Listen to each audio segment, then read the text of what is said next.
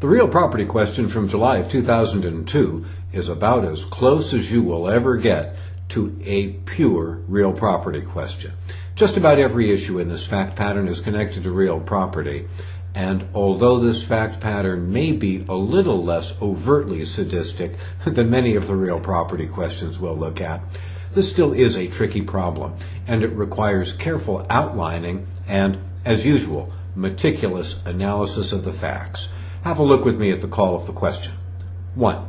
What interests, if any, does Baker have in Whiteacre? Discuss. 2. What interests, if any, does Bank have in Whiteacre? Discuss. 3. What claims, if any, may Mary assert against Abel? Discuss. Well, of these three calls of the question, only question 3 looks like a standard civil remedies question, where Mary's going to have a theory of liability and a prayer for relief against Abel. But as we look at the fact pattern, we're going to discover that even question 3 basically is a real property problem. Let's go to the top of the question and have a look at the fact pattern together. In paragraph 1, we meet Abel, somebody who does not appear in the call of the question.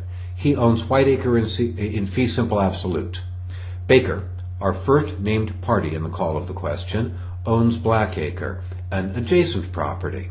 In 1999, Baker is given by Abel a valid deed granting him an easement across Whiteacre on an established dirt road to reach the public highway.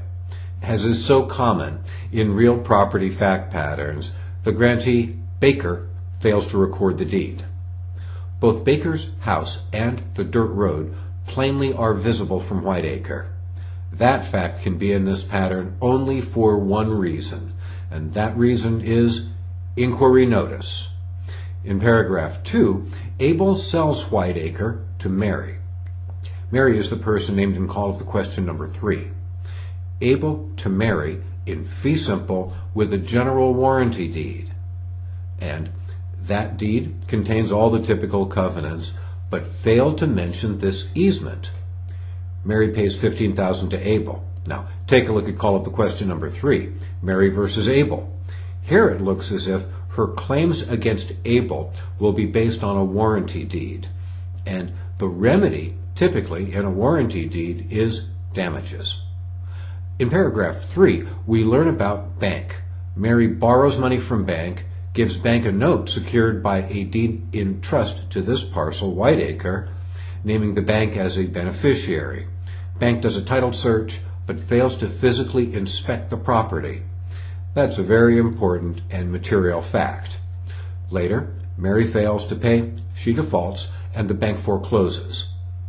Next, we have the notice statute, which is either a pure res statute or a statute that requires inquiry notice. As you'll see when we get to reviewing my answer to this question, I'll consider both. In the end, I conclude that the statute is likely to require inquiry notice, and then we get the interests of Baker, Bank, and Mary's claims against Abel in the call of the question. Have a look at the outline that I present for this question, and here I think you'll see, once again, a lesson in how important good outlining really is. To examine Baker's interest in Whiteacre, we have to focus on the easement and on Baker's failure to record. Next, we concentrate on Mary buying Whiteacre from Baker, from Abel, and Abel gives her the warranty deed. Notice in section 1C, I have 4 different internal headings. These are based on the facts. Remember, when you don't have elements of some prima facie case to hang your organization around, often it's appropriate to use facts, and here that's exactly what I do. Next, in order to consider Baker's interests in Whiteacre, we have to examine the recording statute. If this statute is interpreted as a pure res statute, Mary takes without the easement because she recorded first. But remember, Mary failed to inspect, and if being a good faith purchaser implies a duty to inspect, then Mary would take subject to the easement. And I think that's probably the better result. The remaining two sections of this question are easier to answer. In order to determine bank's interest in Whiteacre, once again, we have to follow the chronology. Bank is the holder of Mary's deed of trust. Bank recorded, but like Mary, bank failed to inspect the property. Mary defaults, the bank forecloses. I conclude that the bank's interest in Whiteacre is going to be subject to the easement and that the bank is going to be entitled to pursue Mary for any deficiency. That's a fairly clear application of the relevant law, which you will, I'm sure, find out is much more commonly tested and also more rigorously tested on the multi-state than on the essays. But it does show up here too, as this pattern illustrates. Next, we consider the case of Mary versus Abel. Her theory of liability is based on the warranty deed. So it turns out to be really a real property theory as opposed to a contract theory. Her remedy is damages, and I conclude that Abel will indemnify Mary for the value of Baker's easement. And the examiners are helpful in giving us a bunch of numbers to help us do that calculation.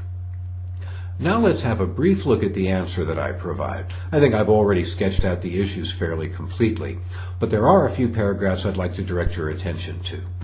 The very first thing I do in this answer is I lead with the facts. I identify who Baker is and what his claim is. Then I follow the format that I suggest in the outline. I talk about the initial easement granted from Abel to Baker in 1999. Clearly, this was a valid deed, and I explain what the deed did. Baker fails to record. I explain that situation. Then we focus on Mary's purchase and her failure to inspect. Next, I spend a lot of time on the recording statute. I really think it's important to pay close attention to it and to analyze it. It seems to me that the statute is ambiguous. It might be a pure race statute. It might have a good faith purchaser requirement of inquiry notice, and it might not. I don't think that we can really conclude conclusively about the recording statute, although I do reach a specific conclusion. But I realize there is some ambiguity, and anytime you see some ambiguity on a central point in a bar exam essay question, you can be confident that they're not really looking for the quote-unquote correct answer.